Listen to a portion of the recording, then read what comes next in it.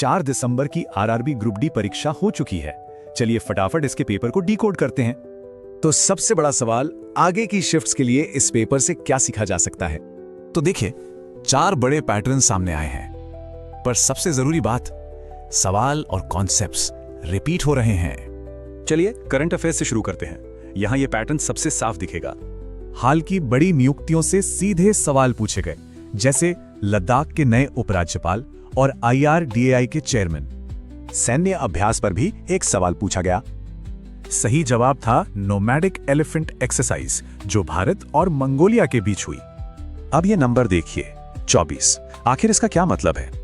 ये 2025 Asian athletic championship में भारत के कुल मेडल्स हैं, 8 गोल्ड के साथ। और ये देखिए, लॉरेंस अवार्ड्स का सवाल, ये तो पिछली शिफ्ट्स में भी आ चुका है।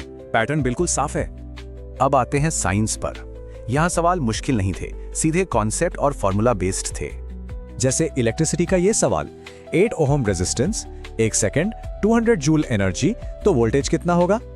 इसे सॉल्व करने के लिए बस एक फॉर्मूला चाहिए, energy is equal to voltage square divided by resistance into time. बस फॉर्मूला में वैल्यूज डालिए, 200 गुणा 8 हुआ 1600, तो वोल्टेज आ गया 40 वोल्ट। कितना सिंपल। केमिस्ट्री से आइसोमर्स पर सवाल था, ब्यूटेन और आइसोब्यूटेन। फॉर्मूला सेम पर स्ट्रक्चर अलग। इसी कॉन्सेप्ट को आइसोमेरिज्म कहते हैं और ये बार बार एग्जाम में आता है। इसके अलावा ग्रेफाइट का स्ट्रक्चर, न्यूटन का पहला नियम और रदरफोर्ड मॉडल जैसे बेसिक सवाल भी थे। चलिए कुछ और मजेदार सवाल देखते हैं जो इस पेपर में आए।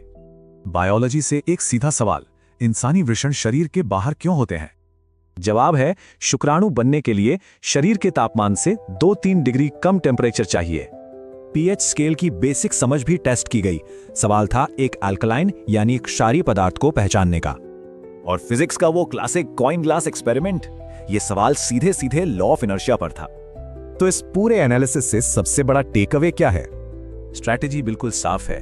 पुराने पेपर्स देखो, साइंस के बेसिक फॉर्मूले और करंट अफेयर्स पर फोकस करो।